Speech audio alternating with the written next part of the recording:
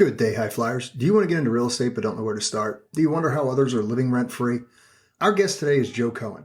Joe's first deal fell through, but it was a great learning lesson for him. And by the end of this episode, you'll see how any mistake can turn a negative experience into a positive mindset. Find out how he started in real estate and how working with others helped him to grow in the space. Find out all of that and more today, where we provide real estate investors with the tools to achieve generational wealth. Welcome to the Aim High podcast. I'm your host, Bud Evans. Good day, high flyers. Welcome to the Aim High podcast. This is your host, Bud Evans. Today, I am here with a friend of mine, Joe Cohen. Joe, how you doing today? I'm doing great, Coach Bud. I like to call you Coach Bud because you are my coach. Awesome, man. Thank you very much for that. Joe, I know you're pretty good, buddy, but do me a favor. Give me a quick introduction. Just an inspirational leader here in Southern California. My goal is to inspire others to perform at their highest level. And I'm a insurance professional, real estate professional, and now a serial entrepreneur. Joe, let's talk about how you got here. Yeah, it's a long journey, but I started in the real estate industry in 2001. I answered an ad in the newspaper. They said, "We will license you." And I was sitting there working like 4 jobs at the time. I literally was working a radio broadcasting job at ESPN Radio. I was an electrician. I was a caterer. I was doing anything I could to make ends meet. And I was like, you know what? Real estate seems like something I'd probably be able to do a couple deals and make my annual salary and just surf the rest of the year. So I went in and got into a little training program with this lending and real estate company. And yeah, I have the gift of gab. So they actually, day one, when I went in for the interview, they gave me a list of phone numbers and addresses. And they said, okay, here's how we're going to determine if you get into the program. If you book one appointment for one of these real estate agents, you're in. And I was like, no problem. So I sat down at this phone, didn't know anybody around me, and it was like a boiler room setting. And back in 2001, it was like all just like hammering phones, right? And so I get in there, I get my stack of leads, and I just start smiling and dialing. And sure enough, after my like 15th lead, I got somebody on the phone, and I just started going through the motions of warming up with them, finding commonality, and one thing led to another, and I got an appointment. And I think it only took me like an hour and a half. So they were like, "You're hired." Right. Yeah. An hour and a half is your first cold call, and you nailed it. That's it. First cold call and nailed it. Yeah. It took me 15 to get a hold of somebody. That's the power in numbers, right? Exactly. Right. We look for the 100 to get 10 to get 1. Yeah, exactly. And then from there, I went through this. I was just an appointment setter. And then I started getting appointments for everyone. So then I moved into the licensing program and I got the license. And once I got my license, it was like I was off to the races. I got the license, started doing loans at first because that was my quickest way to income. And then from there, I got my first listing. And I live here in Southern California. And so it's pretty wide span. The first listing I ever got was in Sherman Oaks. And I lived in Orange County, which is like a 2.5-hour drive. And I got to tell you, I was like, I'm never doing this again. I had to open the houses. I had to go join. And back in those days, we didn't have the combined MLS. So you had to actually go join the association of the area that you wanted to be in. So it was a different time. And we still hand wrote offers and all that kind of stuff like that. Yeah, that's how I got into real estate. And I don't know what I would do without things like Showing Time and Dot Loop or DocuSign right now. Digital ink, yeah, all of that. Yeah, that's so easy. It's so much more efficient. Yeah. So let's move forward a little bit. Let's go into your first deal. Yeah. So in 2021, I started my real estate investment journey and I was helping people get houses, right? I was helping people get investments. And we were going up against a lot of these investors who were making cash offers or just coming in with just boatloads of cash. And I'm like, where are they getting all this money? You know what I mean? Is it just mattress money or is somebody knows something that I don't know? That was the key. People knew things that I didn't know. And so I needed to go train myself. And so I joined Homeschooled in March of 2021 to fill that missing piece of the puzzle. And it took me like about 6 months of really building a foundation of my business to really capture my first deal. And I didn't actually get my first deal until I was 8 months in. And it's funny because when you're going through these types of trainings, it's almost the shiny object syndrome. You actually put yourself into a bunch of different things marketing wise, and you got a bunch of lines in the water. And I was just spending a ton of money and not getting any deals. So I started to feel that subconscious, I need to get a deal to recoup my costs, right? Yeah. And so there was a little bit of a moment where I was feeling desperate. And so rather than keep spending money, I started using my real estate license, and I started looking for properties on the MLS. And all the while, my pay-per-click ads and all of that stuff was working in the background. But then I caught on to one, and it was a big deal. It was a very large amount of money for a new investor. But here in Southern California, our mindset is a little bit skewed with large sums of money, because a $1,600,000 home here in Southern California might be like a $800,000 home in Jersey. It's half. Yeah, even less, right? Yeah. And I was using the coaching, and the coaching basically said, yeah, your numbers are different than what our numbers would be on the East Coast. So it makes sense. So let's go ahead and keep pushing forward. So I took my coaching and I called the listing on the MLS, and I talked to the listing agent, and I built rapport with him. I said, hey, look, I'm an investor. I want you to write the offer for me. I want you to represent me. You get both sides of the commission. He's like, done. Okay, no problem. So we wrote the offer at $1,650,000. And he calls me back the next day. He's like, you got it. And I'm like, great. Now where do I get the money for it? Right. Yeah. And that's where the journey really began. Yeah. So yeah, I got my first deal at $1,650,000. And I put the deposit down, which was like $50,000, which is a big chunk of money. Yeah. I had gone out and I had capitalized my business. So that was important. And that was the number one rule that I learned, that I wasn't going to get a deal until I actually could show proof that I can actually close the deal. And so I went out and I capitalized my business. I got a business line of credit. I got a bunch of other lines of credit for credit cards and some of the other things to build my business credit.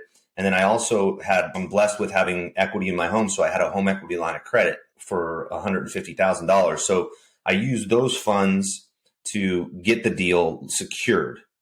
And then I contacted a hard money lender, and then he was going to fund me with, he told me at the time he was going to give me 90% because I have some rental doors here in Southern California, have 18 years of real estate experience. And he said, I could get you approved for 10% down. I said, okay, great. So lesson learned here. This is where the big lesson came in. I didn't get that in writing. I didn't get a commitment letter from that hard money lender. And I went full bore into this deal with thinking that I only needed to bring $260,000 to the table, right? And I had it. I had built up the capital to be able to close the deal, right? I got to the signing table, and the loan is only for 80%. I'm at the closing table, bud, and I'm looking at loan documents that says I have to bring in an additional 10% down on $1.6 million. And I was like, I'm not signing this. I was like, I can't sign this. This is not what we agreed to. How do I get a new loan? We got to do. So I went around and I just started, we actually got an extension of escrow, and one thing led to another, and the lender couldn't perform. He just said, I can't get you the extra 10%. And I was like, I can't come up with the extra 10%. And so we had to exit escrow. And thankfully, I knew I could negotiate for my deposit back. I'm like, look, come on. At the end of the day, you don't want to keep $50,000 of my money, right? You're not getting any harm or foul here. I just got to exit, right? They said that because you told us that you were going to close, we'll keep half. So rather than go into arbitration and keep dragging it out, I just said, all right, let's go ahead and go, because I needed to keep moving forward. And that's another key thing. I can't dwell on the losses, because I just have to keep pushing forward. Otherwise, I'm not going to accomplish my goals. I could sit there and dwell on it. I can go crawl up into a ball in the corner and cry about it. And the only thing that's going to do is that's going to affect my mindset for future activity. Yeah. And that's a key word there, man. Because like where you can let that crush you, or you can just keep grinding, right? Yep. Yeah, absolutely. And that's the key, is that whatever hurdle you have to jump, it's there for a reason. Have you ever noticed that, Bud? Like when you're going through the toughest times, on the other end of that tough time is greatness. Yep. Yeah. Going through it right now, buddy. Just coming out the other side right now. We had a couple Yeah. of bad flips, and now here we are. One just went on the market Monday, and the other one didn't even get the chance to go on the market. We got an offer today on a project that wasn't going to the market till Monday. So That's amazing. yeah. And we were like, this is going to sit for a little while. And here we are. Yeah. Boom. Done. So That's great. Yeah. I felt at that time, this was just a light bulb that was going off above my head. Because what are the things that I learned in just that short period of time? I got the deal under contract in October. We were supposed to close in November. I extended escrow all the way till the end of, I think at the beginning of December. Great negotiating skills. You can't have any better negotiating skills, right? We extended escrow like 4 times. And each time they're like, you had millions of dollars in your proof of funds. Why can't you just close this? And I used my training and I said, hey, at the time that I made the offer, I had those funds in there, but we're an active real estate investing company and we're getting in deals all the time. And so those funds have been allocated. So I can't just go take funds from another project and put them on this project now. And so that's what kind of kept the things going along, and them staying into escrow and me trying to find a different route to take. And then the other thing I learned is that you can find deals on the multiple listing service that are in distressed situations. Yep. And you don't have to pay any extra money for it. Licensed agent, somebody will pay you to buy it. That's right. As a licensed agent, someone will pay you to bring a qualified buyer to their distressed situation. So where are you going to find the most motivated sellers? On the multiple listing service. Yep. They have already made a decision in their mind that they're going to sell that property. They're going to offer between 4 and 6% commission on that. And they just want to get rid of that asset. Yep. So now it's just upon me to find it, attract it towards me, and then make the offer that fits the property and negotiate the terms. And so the beauty to that, Bud, was I figured out a system in that 3-month time frame, and now I can teach and repeat that system over and over again. And so it fired me up and empowered me to go start a real estate team. And in January, so I lost that deal in December of 2021, and I started my team, Cohen Property Group, in January of 2022. There you go, man. See, full-blown business, whole 9 yards, right? And then I ended up getting my first team member in the first month of January. So it was all where I was meant to be at that given time. It was all a part of the plan. See, because I set goals at the beginning of April 2021 when I started my investment business. All of that beginning with the end in mind led me up to getting to that point in December where now I found my niche. Yeah. And so let's go into that, right? Because here's the thing. Now, you got handed a bunch of lemons. I'm going to use the cliche, right? You got handed a bunch of lemons, and out the other side, you made a bunch of lemonade with it. And your group, I've been watching you explode over the last year. And now let's go beyond that, because now you found your niche. Can you do me a favor and explain to me what your niche actually is? Yeah, we are a team of 6 licensed real estate invested minded real estate professionals. And so what we do is we identify distress situations on the multiple listing service.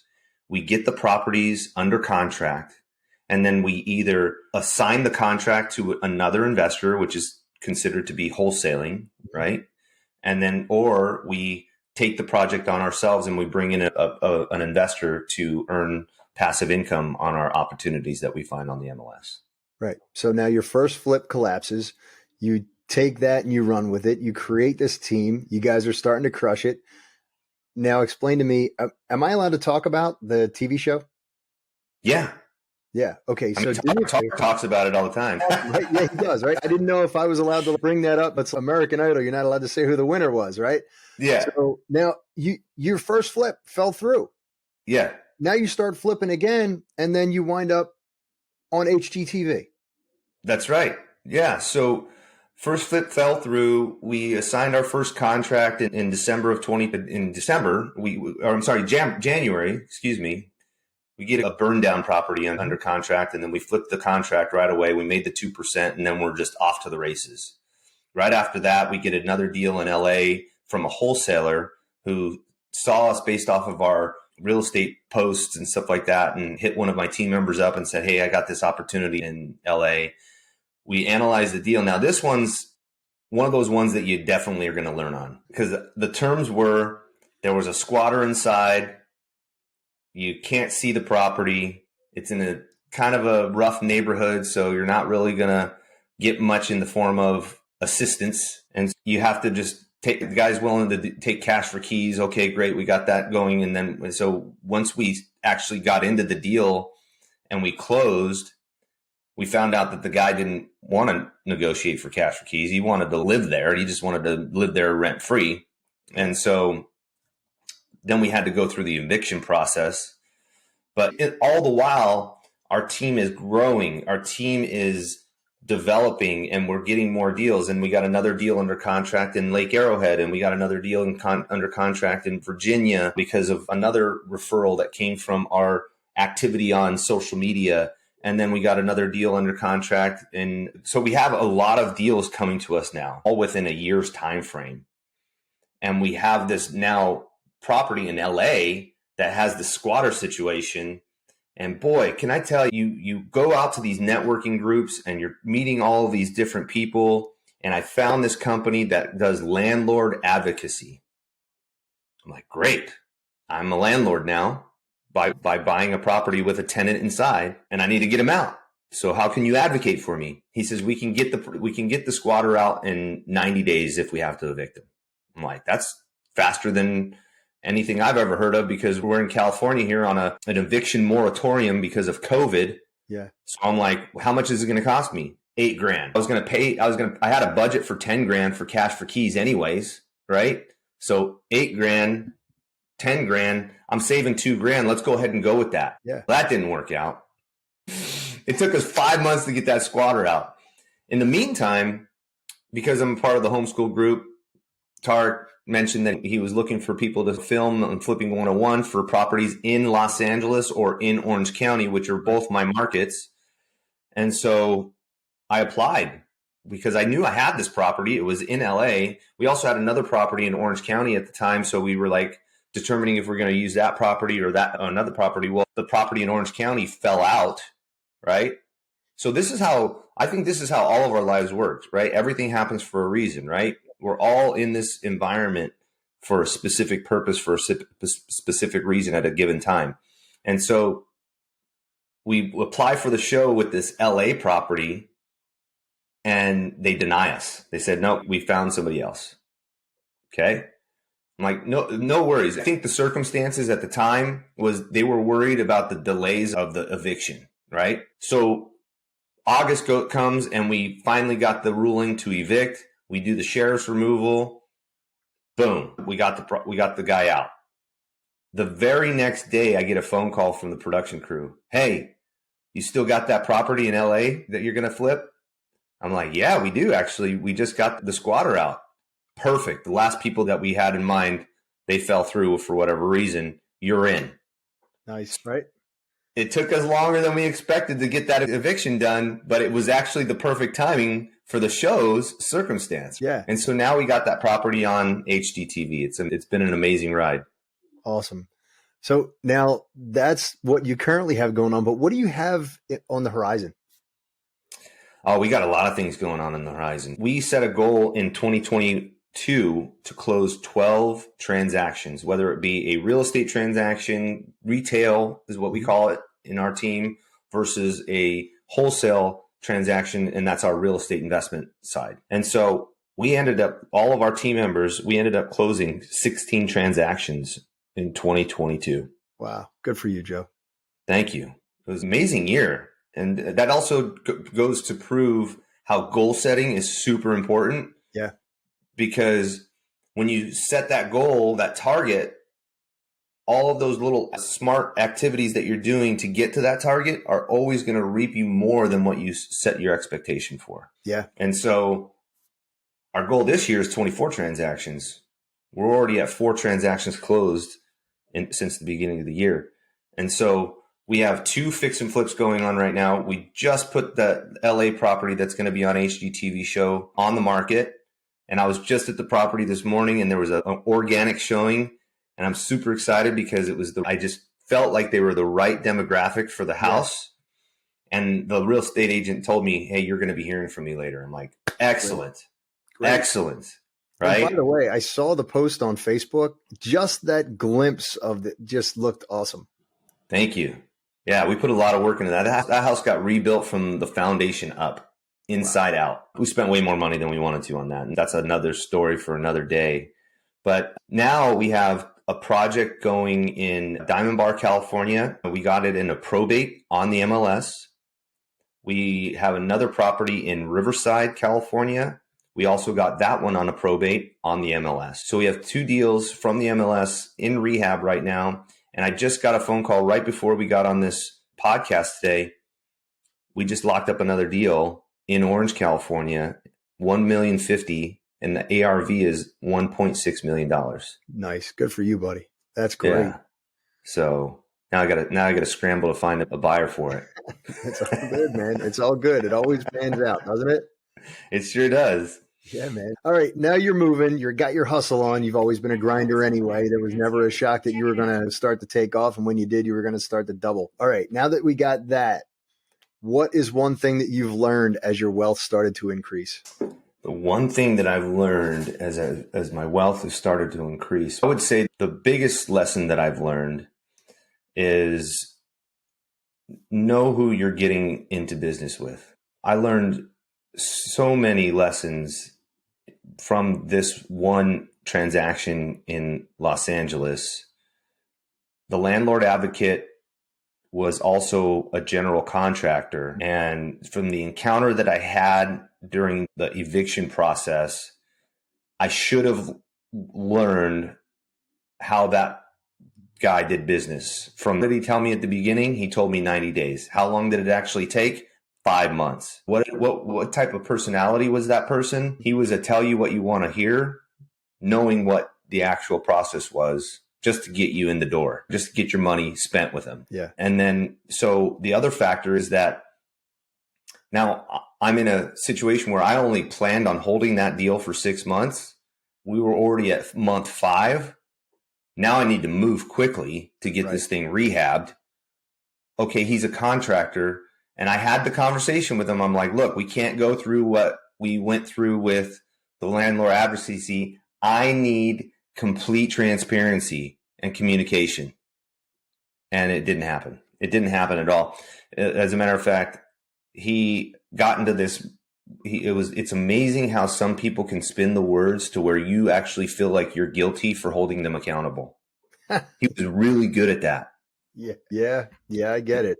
And so that's the biggest lesson that I learned is just if you have a gut feeling that it's going to be bad, go with that gut feeling. Right. And spend a little bit of extra time finding a different contractor or interviewing somebody else, and spend a little bit more time on that rehab budget, because all the money's lost or won in construction, and all the money's lost or won in the contractors that you use. Yeah, man, it's a tough thing to deal with. It is a tough lesson to learn, but it's one that unfortunately we all go through at some point during this whole thing. And as coaches, you guys really do try to predict what's going to happen for us. Yeah. But you can't even, all the things that you have in that brain of yours, it just can't come out unless it's, oh yeah, something has to trigger it. Oh yeah, I dealt with that. Yeah, exactly. And by that time, it's too late. Yeah, exactly. But hopefully when we get to that point, when we start hearing those types of things that we're used to, we can turn around and say, this is how I got out of it. Or this is what happened at the back end. Or this is the way I handled it. Or legally, you can do this. At least we can provide that information. Yeah. Can't Yeah, predict everything, absolutely. unfortunately. Yeah, you definitely can't think of everything. I appreciate you. I appreciate all the things that the group is doing, because you probably noticed this about me. I'm not the first guy to lean on you guys. I tend to take what I need, what I know I need, I apply it, and then I'm off to the races. But when I need, you guys are there. So it's like a security blanket that you have, like a cape, that you could just fly through this and know that you have people that have your back. Yeah, absolutely. And that's a great segue. You said the magic word, fly. So we're going to go into the soaring four. Good day, high flyers. Are you ready to take your real estate investment sky high? Aim High REI is the perfect Facebook community for you. Get answers from experienced investors, connect with other motivated individuals, and benefit from valuable resources all in one place. If that sounds like something that interests you, join our amazing network today and we will help elevate your investing journey beyond what you think is possible. Simply search Aim High REI on Facebook. And the best part, it's completely free. Do you need help with your business? We can help you get out of a jam or even get you started in real estate. Check us out at budevans.com. Thanks. Now back to the show. The soaring four are the same four questions that we ask every guest that can help a new person or someone who's just beginning in the program to achieve new heights. Perfect. Are you ready? Yep. Okay, here we go. So what is one thing that you use to keep you motivated? Meditation. Yeah, I'm a big time meditator, prayer. I'm a spiritual person. I believe that we are all called to serve others and bless others with love. So every morning without fail, I'm up before the sun comes up and I'm doing yoga and I'm moving into a mindset meditation and prayer and reading scripture and doing all of the things that help me stay strong throughout the day. Have the right mindset before you begin your day. Right? Mine's after the gym, 7 minutes of guided meditation followed by 3 minutes of pure silence. Going into mindset, what is one thing that you used to completely change your mindset? One thing that I've learned to completely change my mindset, first thing, the one thing that stands out to me the most is we are all people of our past experiences, right? And those past experiences stay with us.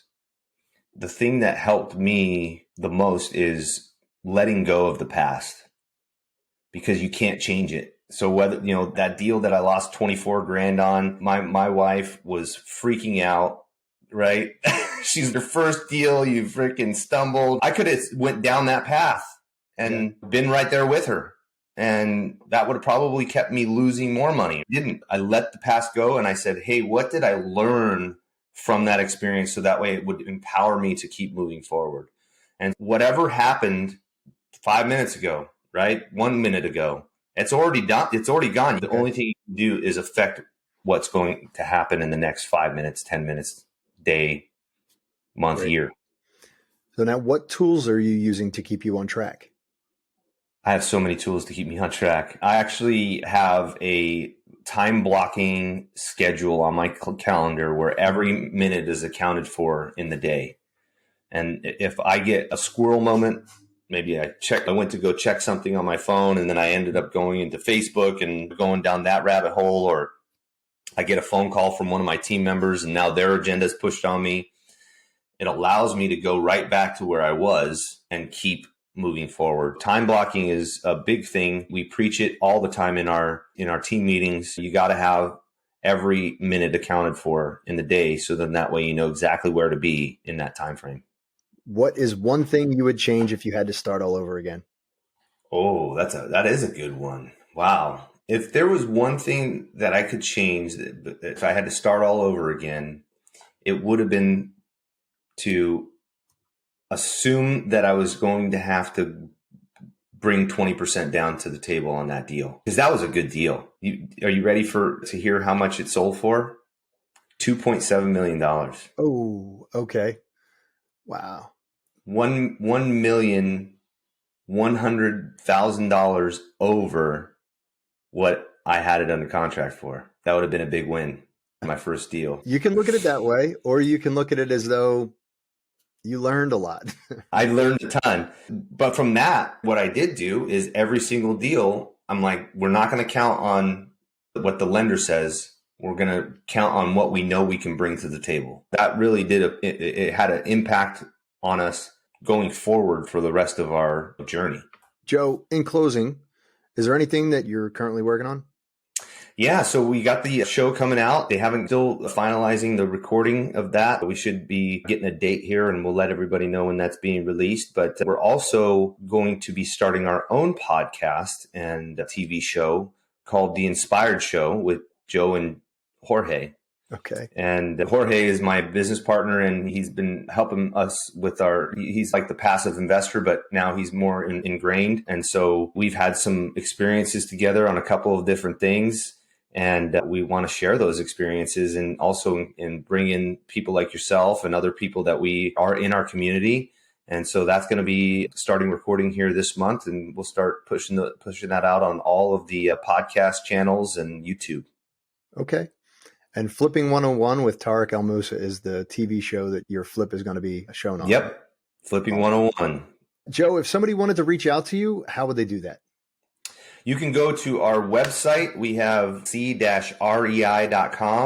That's JSC with a hyphen, rei.com. You can also go to gsocal.com. That's our real estate residential team page. And then, of course, you can follow us on social media. But the best way to do that is by following me at Joe Cohen Inspires. That's basically everywhere. It's Facebook, Instagram, all of them. All the platforms.